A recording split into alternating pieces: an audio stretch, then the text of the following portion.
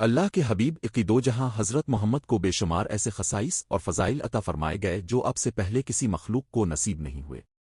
بے شک حضور اکرم کو عطا کیے گئے فضائل اور کمالات کی پوری وسعت کو بیان کرنا کسی انسان کے بس کی بات نہیں۔ ہمارا یہ عقیدہ ہے کہ صرف اللہ خالق و قادر ہی اپنے محبوب کو عطا کی گئی مکمل خصوصیات کو جانے والا ہے۔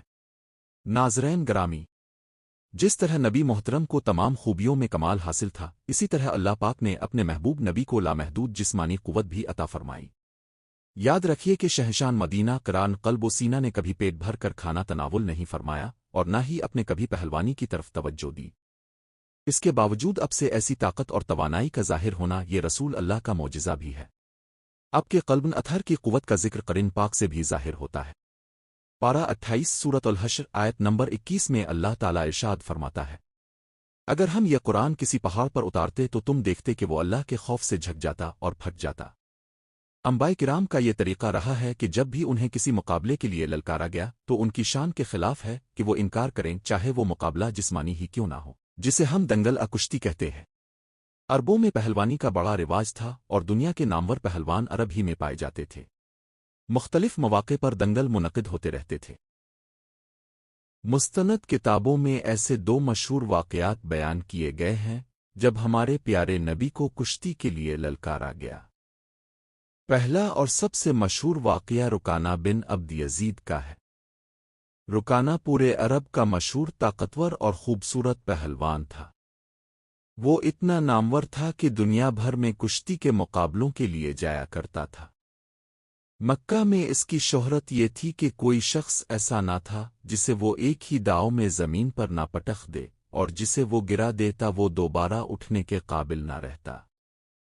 ایک دن ابو جہل اپنے چند ساتھیوں کے ساتھ رکانہ کے پاس گیا اور اسے اپنے گھر دعوت پر بلایا۔ وہاں ابو جہل نے اسے بھڑکاتے ہوئے کہا کہ محمد بن عبداللہ نے ایک نیا دین پیش کیا ہے اور اس کی تبلیغ سے باز نہیں آتے، کیا تم اس بارے میں کچھ کر سکتے ہو؟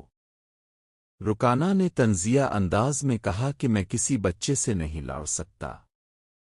بڑے بڑے پہلوان میرا نام سن کر بھاگ جاتے ہیں اور تم مجھے ایسے شخص سے لڑانے پر آمادہ کر رہے ہو جس نے کبھی کشتی کی ہی نہیں۔ میں ایسی لڑائی نہیں لڑوں گا جس سے پورے عرب میں میری توہین ہو۔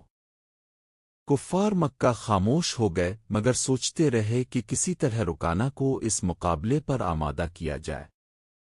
یہودی جو خاص طور پر رسول کریم کے دشمن تھے کھل کر سامنے نہیں آتے تھے، مگر انہوں نے ایک چال چلی۔ ایک رات رکانہ ایک گلی سے گزر رہا تھا کہ ایک خوبصورت یہودی لڑکی اس کے سامنے آئی۔ اس نے مسکرا کر باتوں باتوں میں کہا کہ اگر تم محمد کو کشتی میں گرا دو تو میں خود کو تمہارے حوالے کر دوں گی۔ یہ سن کر رکانہ نے لا تو اس کی قسم کھا کر کہا کہ اب وہ محمد کو ہرا کر ہی لوٹے گا۔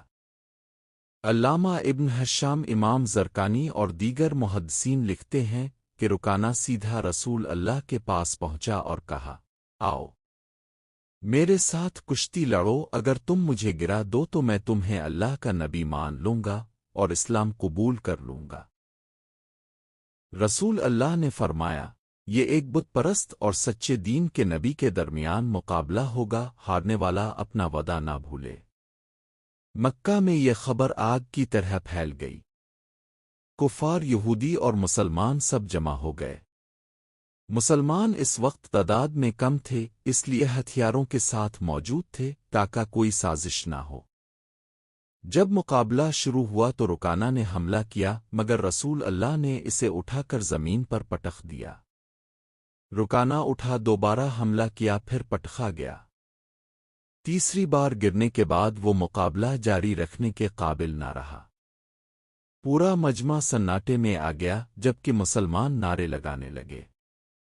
اگرچہ رکانہ نے اسی وقت اسلام قبول نہیں کیا مگر فتح مکہ کے دن ایمان لے آیا۔ بعض مورخین لکھتے ہیں کہ وہ اسی دن ہی مسلمان ہو گیا تھا اور کہنے لگا، جس ہستی نے مجھے ہرایا ہے وہ عام انسان نہیں ہو سکتی، وہ یقیناً اللہ کے نبی ہے۔ اسی طرح ایک اور مشہور پہلوان ابو الاسود جمح تھا جسے رسول اللہ نے ایک ہی لمحے میں زمین پر گرا دیا اور وہ فوراً ایمان لے آیا۔